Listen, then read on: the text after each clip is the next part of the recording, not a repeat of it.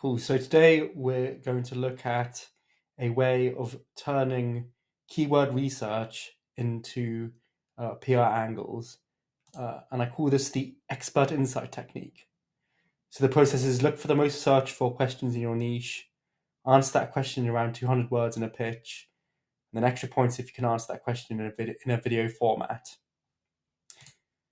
Now, if you Google in Google News entitled "I'm an expert," you're going to see loads of articles which are just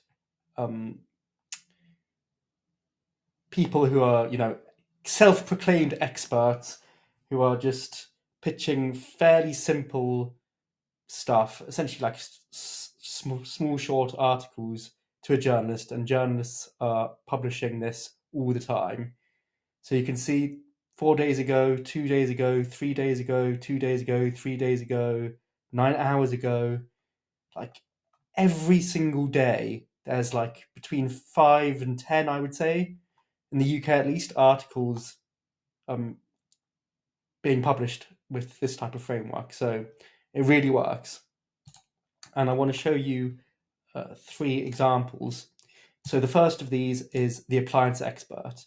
So here we have, I'm an appliance expert. These habits could be destroying your white goods. And there's the link to the expert, and the expert just so happens to run an appliance e-commerce store. And if you read the article, he answers 3 questions, which are: how full should a washing machine be, which is 3 on search volume? Why is my fridge making noise, which is 350 search volume? And then the other one was how to save money on appliances, so how to save money on energy bills, which has 60 monthly searches and is also topical because of the cost of living crisis. So if you read this article, those are the 3 questions that is answered. It's not obvious like that at first glance. It's not like written in a listicle format, but it's essentially a listicle answering those questions with the headings taken out. Right. The second of these is the gardening expert. So it's, I'm a gardening expert. The 65p hack will banish weeds from your drive overnight. Gardening expert from Price Your Job, which I think is like a contractor comparison website. So they're not even a gardener. It's just the PR person at Price Your Job. And the question they're answering here is how to get rid of weeds. Good search volume and is trending right now. So that's why the journalist is publishing it.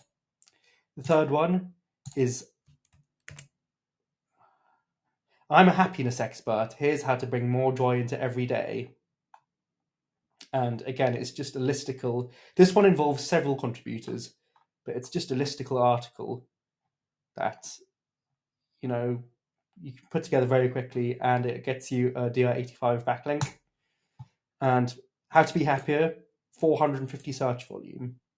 So yeah, again, they've just found one of the higher search volume questions in their niches and are pitching the answer to a journalist. The final one is, I'm an employment expert. Using one method helps you nail job interviews every time. Now, something about this article that's kind of noteworthy is the answer is in a TikTok video. Now, I'm seeing this more and more of these type of things, that if you present the answer as a short video, like a TikTok style video, or in an ideal world, a TikTok video, the chance of it getting published is a lot higher. And I think the reason for that is because the longer that a user stays on a page, the more advertising revenue the newspaper gets for the article. They can also put adverts before and after the video that will just add extra monetization for the article. So journalists, especially tabloid journalists in the UK, are very keen to publish articles with videos in them. So if you can present the answer as a video and as a written thing, then it's like extra good for the journalist and they're more likely to publish it.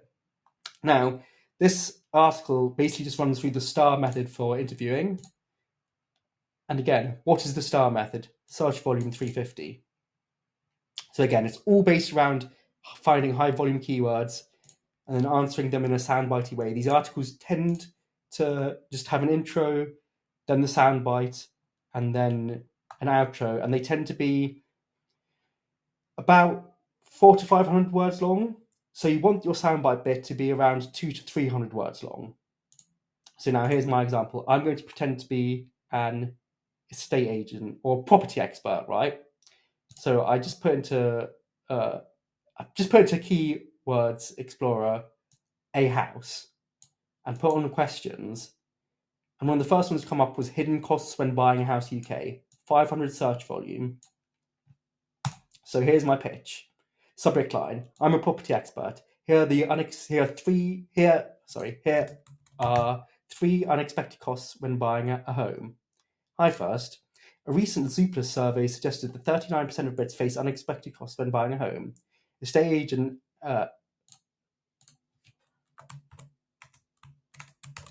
Holly Bays at Holly's House Shop offers 3 unexpected costs that can crop up when buying a home.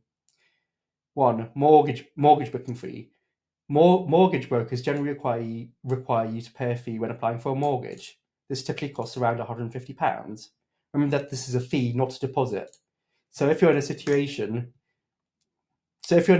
where you're more likely to be denied a mortgage, say you're self-employed or have recently started a new job, then you might have to pay this fee more than once. So it's a fact, and then it's the insight. That's how we always structure it. 2. Legal fees and disbursements, £300 to £600. The legal fees involved in buying a home can be hard to predict, and these fees have risen by 7% in the last 12 months. It's worth remembering that quoted conveyancing fees sometimes do not include disbursements. These are extra fees for things like property searches and bank transfers. These disbursements can add up to £600. Again, we're giving exact figures to make it as actionable and as useful as possible. Survey reports, 500 to £1,000. In addition to the conveyancing survey, so again, notice how some of these people the journalists often didn't use headings, so you want your soundbite to flow without the headings. The headings just break it up for the journalist and just make the pitch a bit easier to read. In addition to a conveyancing survey, it's also generally advised to carry out your own survey. This is to flag up any underlying damage to the property that could lower its value before you pay for it. Please bear in mind that a surveying company cannot be held liable for any underlying damage that they fail to flag up. Again, more insight. We're not just giving them what Google can give you in a minute. We're adding an extra layer of insight. In other words, a clean survey report does not guarantee that your soon-to-be house does not need any significant repairs. Again, if you can, add a TikTok video where you just go over these 3 things in like 30 seconds, and then that will change it from a good pitch into a great pitch. Hope this helps. Do let me know if you need anything from me. Thanks. Again, just go in title I'm an expert into Google and you can see how well this framework works. It is ridiculous.